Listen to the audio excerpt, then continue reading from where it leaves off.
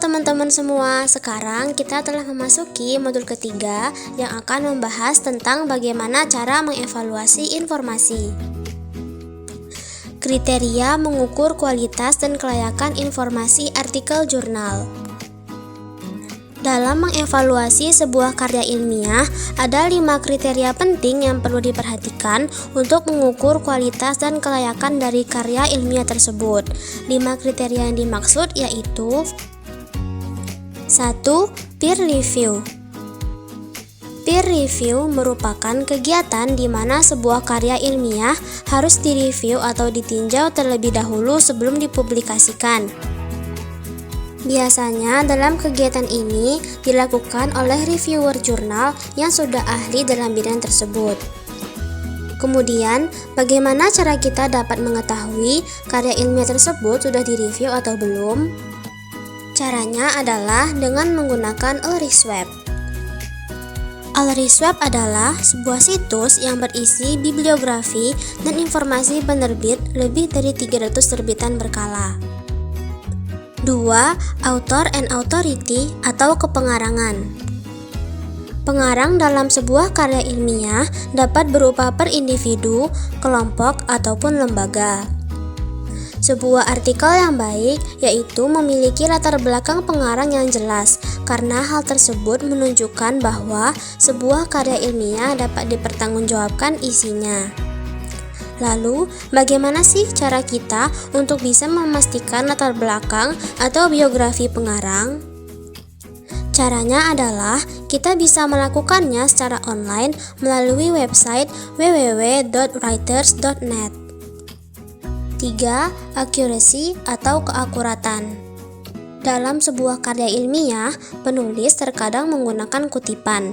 Maka dari itu, kita harus memastikan kebenaran kutipan atau parafrase yang dilakukan oleh penulis. Cara untuk memastikannya adalah dengan membuka sumber aslinya yang terdapat di bagian sitasi dan daftar pustaka. Dengan cara tersebut, kita dapat mengecek kebenaran dari parafrase penulis dan dapat mengetahui apakah parafrase penulis memiliki arti atau perspektif yang berbeda dengan sumber aslinya. 4. Objektif. Sebuah karya ilmiah yang baik harus ditulis dengan bahasa yang baku, jelas, dan disusun berdasarkan fakta yang ada. Selain itu, harus memiliki arah dan tujuan yang jelas, menghindari penulisan kalimat yang menimbulkan makna ganda agar tidak terjadi salah tafsir oleh pembaca, dan juga menghindari bahasa-bahasa yang dapat memprovokasi pihak lain. 5. Referencing atau referensi. Dalam sebuah karya ilmiah, pastinya terdapat sitasi dan daftar pustaka. Sitasi dan daftar pustaka memiliki keterkaitan dengan kredibilitas karya, yaitu apabila dalam sebuah karya terdapat sitasi tetapi tidak ada daftar pustakanya, maka kredibilitas karya tersebut dipertanyakan. Kedua hal tersebut sangatlah penting dalam penulisan karya ilmiah. Dengan melakukan sitasi, kita menghargai karya ilmiah orang lain dan menghindari plagiarisme. Setelah mengetahui kriteria penting dalam mengevaluasi sebuah karya ilmiah, sekarang kita masuk ke tutorial dalam mengevaluasi karya ilmiah. Dalam proses evaluasi karya ilmiah, kita dapat membuat pertanyaan yang mengacu pada 5 kriteria evaluasi. Contoh pertanyaan: 1. Apakah artikel karya ilmiah sudah melalui proses peer? 2. Apakah pengarang dan isi karya dapat dipertanggungjawabkan? 3. Apakah penulis sudah melakukan parafrase dengan benar? 4. Apakah karya ilmiah bersifat objektif? 5. Apakah antara sitasi dan daftar pustaka karya ilmiah sudah sinkron? Langkah selanjutnya adalah kita dapat memeriksa apakah 5 kriteria tersebut ada pada jurnal yang kita pakai. Untuk menjawab pertanyaan nomor 1 tentang peer review. Gambar di atas menunjukkan bahwa jurnal yang kami pakai sudah melalui peer review oleh Taylor & Francis dan dilakukan oleh beberapa ahli yang kompeten di bidangnya. Pertanyaan kedua mengenai author dan authority. Gambar tersebut menunjukkan bahwa pengarang pada artikel jurnal jelas dan juga terdapat latar belakang pengarangnya. Kemudian, untuk pertanyaan ketiga mengenai keakuratan artikel, jurnal tersebut sudah terbukti keakuratannya dengan adanya parafrase yang dilakukan oleh penulis.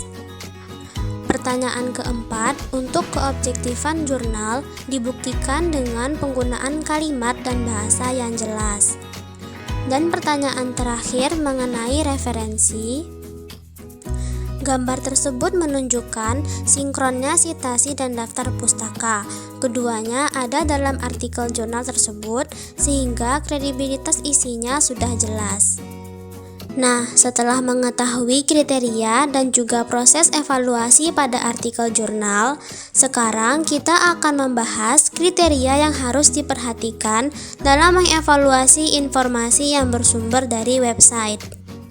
Terdapat 4 kriteria, yaitu 1. Author dan authority atau kepengarangan. Sebagian besar informasi di website tidak mencantumkan penulisnya, padahal penulis sangatlah penting sebagai penanggung jawab informasi yang disajikan di website tersebut. Informasi yang mencantumkan penulis memiliki tingkat kredensial yang tinggi dibandingkan informasi yang tidak diketahui siapa penulisnya. 2. Accuracy dan completeness atau ketepatan dan kelengkapan. Sumber informasi dengan domain .edu dan .ac atau dengan domain milik pemerintah .gov lebih disarankan karena memiliki akurasi informasi yang tinggi dibandingkan dengan domain .com, .net, dan .org. Kemudian, kita perlu berhati-hati dengan situs web yang tidak mencantumkan referensi, karena hal tersebut mengakibatkan informasi dianggap tidak akurat dan tidak lengkap. 3. Stability dan currency atau stabilitas dan kekinian. Informasi yang ada di sebuah website dapat diedit sesuka hati oleh penulisnya. Oleh karena itu, untuk memastikan informasi tersebut, kita harus mengetahui kapan informasi itu diterbitkan, kapan informasi tersebut diakses, dan menyalin URL. 4. Bias, misrepresentation, propaganda, dan commercial agenda atau bias, misrepresentasi, propaganda, dan agenda komersial. Seorang penulis biasanya menggunakan website untuk tujuan tertentu, biasanya untuk mendukung propaganda, mempromosikan produk atau jasa, dan menyajikan satu sudut pandang. Sehingga akan ada salah presentasi yang dapat berujung adanya salah informasi. Jadi, kita harus berhati-hati dalam memilih informasi.